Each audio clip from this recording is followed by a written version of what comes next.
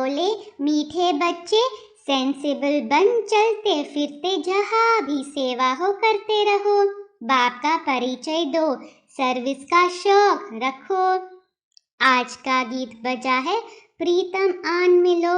प्रीतमाए अर्थात भक्तिया, ब्राइड्स अर्थात सजनिया। भक्तिया प्रीतम व साजन को बुलाती है, पुरुष और स्त्री सब मिलकर बुलाते हैं। कितने ढेरों के ढेर हैं, बुलाते हैं तो इससे सिद्ध है जरूर प्रीतमाओं का कोई प्रीतम है।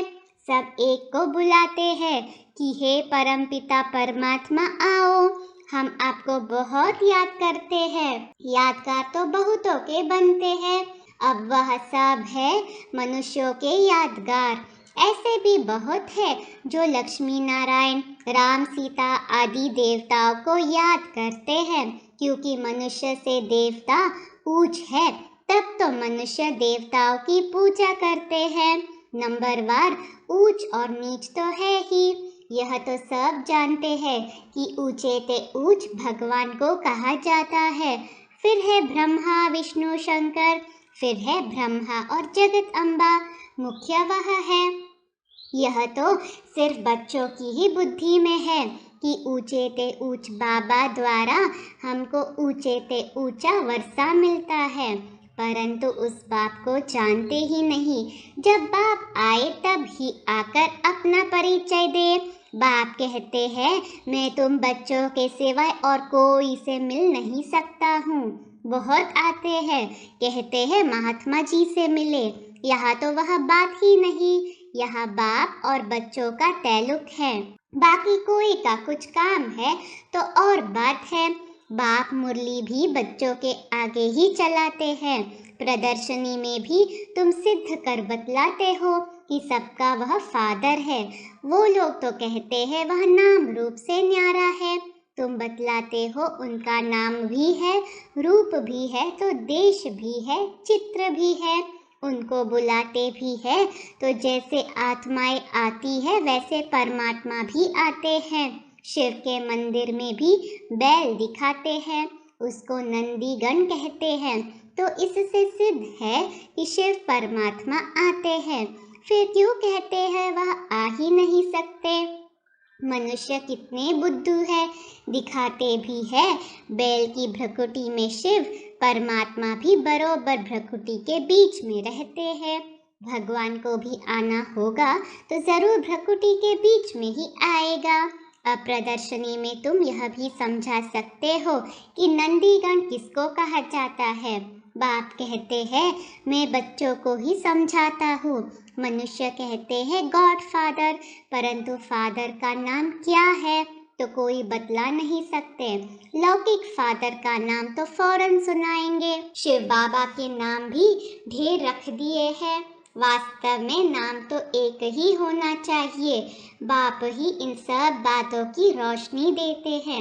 मनुष्य तो इस समय तुच्छ बुद्धि बन गए हैं, अलफ को नहीं समझते।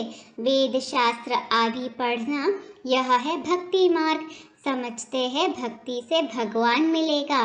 भगत भी मनुष्य ठहरे, उन्हों को भगवान मिलना तो जरूर है, परंतु कब मिलेगा यह किसको पता ही नहीं है।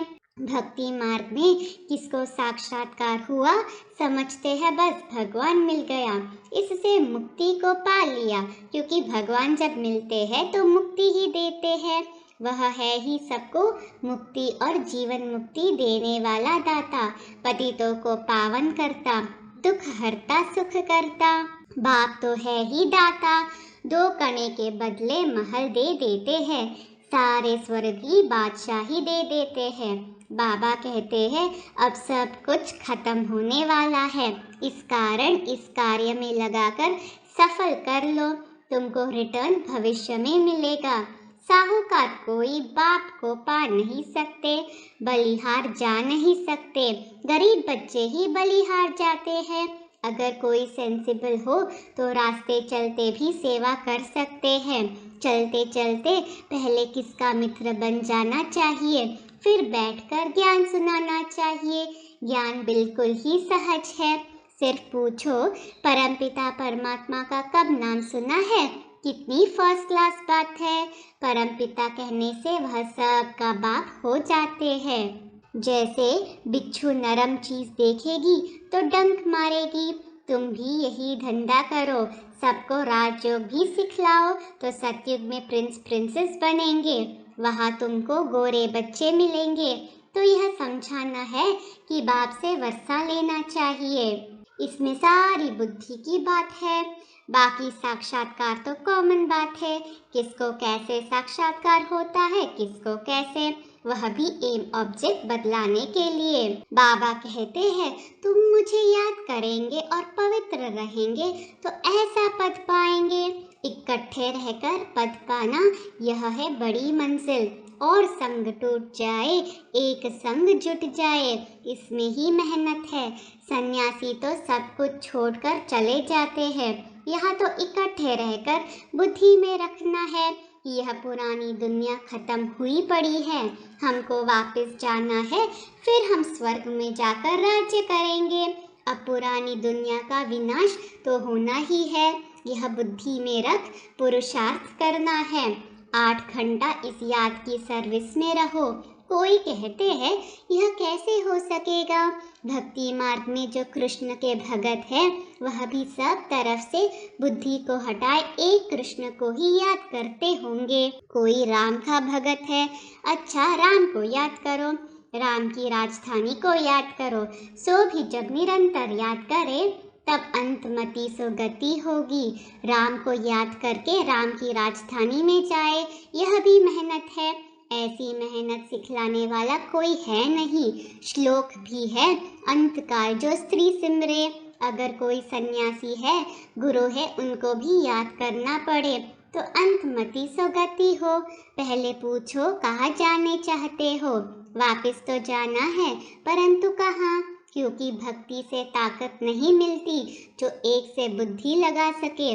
सर्वशक्तिमान तो एक परमपिता परमात्मा ही है ना, उनका ही पाठ नोंधा हुआ है। ऊंचे ते ऊंचा बाप है, उनको याद करो तो उनके देश में जाएंगे। सन्यासियों को तो देवता भी नहीं कह सकते, वह तो आते ही द्वापर में है। भगवान स्वयं आकर कहते हैं बच्चे मुझे याद करो, और सृष्टि चक्र पर भी समझाते हैं जिससे तुम चक्रवर्ती राजा बन जाएंगे। यह नॉलेज बाप ही समझाते हैं, चित्रों पर तुम समझा सकते हो। ऊंचे ते ऊंचा है निराकार भगवान, वह रहते हैं मूल वतन में, वह भी ऊंचे ते ऊंचा है। हम देवताएं भी वहाँ ही रहते हैं, सूक्ष्म वतन में सूक्ष्म देवताएं रहते हैं, वहाँ सृष्टि का चक्र है नहीं। फिर नीचे आओ तो लक्ष्मी नारायण के मंदिर में सबसे जास्ती भपका है। जगत अम्बा जगत पिता के मंदिर में इतना नहीं। जगत अम्बा का तो बिल्कुल साधारण मंदिर है। तुम लक्ष्मी का भी मंदिर देखो, जगत अम्बा का भी देखो, तो रात दिन का फर्क है। मनुष्यों को यह पता ही नहीं कि जगत अम्बा ही लक्ष्मी बनती है। तुम जानते हो यह भी अति साधारण है, तो उनके मंदिर भी अति साधारण ही बनाए हैं, तो चित्र भी साधारण बनाए हैं। जगत अम्बा को कहा काला भी बनाते हैं। अभी तुम जानते हो कि संगम पर हम यह राजयोग सीखकर भविष्य में कितने शोभनिक श्री लक्ष्मी श्री नारायण बनते हैं।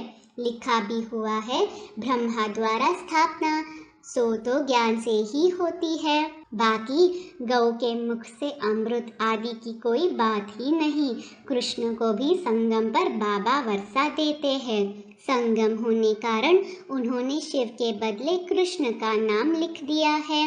अब तुम जानते हो जगत अम्बा ही लक्ष्मी बनती है, और लक्ष्मी ही 84 जन्म ले जगत अम्बा बनती है। यह है ब्रह्मा का कुल, सो फिर बनता है दैवी कुल। दैवी कुल के फिर 84 जन्म लेते हैं, तो अंत में आकर शूद्र कुल के बनते हैं।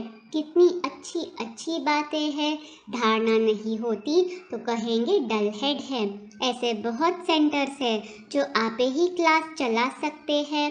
गॉडफादर कहते हैं तेज बुद्धि स्टूडेंट बनो। सर्विसेबल बच्चों को कितना याद करते हैं, बुलाते हैं। बाप भी ऐसे बच्चों को याद करते हैं। स्कूल में कोई तेज कोई डल तो होते ही है तो सब बच्चे, परंतु किन्हों के इतने पाप किए हुए हैं जो पुण्य आत्मा बन नहीं सकते हैं, घड़ी घड़ी गिर पड़ते हैं। कितनी गुप्त खुशी रहनी चाहिए। अंधों की लाठी तो सिर्फ बाबा ही है और कोई हो न सके। हे प्रभु, अंधों की लाठी तू ही है। यह हर एक की इंडिविजुअल दवाई की जाती है। ज्ञान नेत्रहीन को अंधा कहा जाता है। कलयुग की रात में शिव बाबा आते हैं। कृष्ण रात्रि कहते हैं तो शिव की भी रात्रि है। अब शिव तो परमात्मा है, उनकी रात्रि कौन सी? तुम जानते हो, कलयुग के अंत और सतयुग के आदि को ही रात्रि कहा जाता है।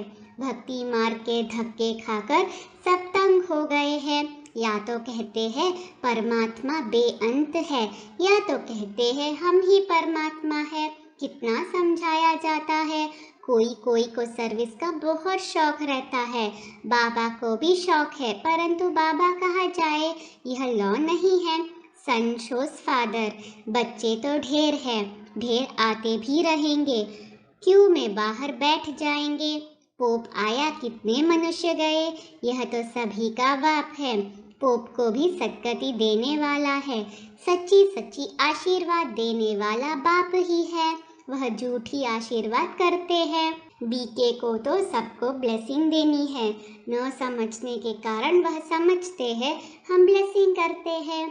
यह तो आते हैं, देखा जाता है आशीर्वाद लेने का लायक है व नहीं।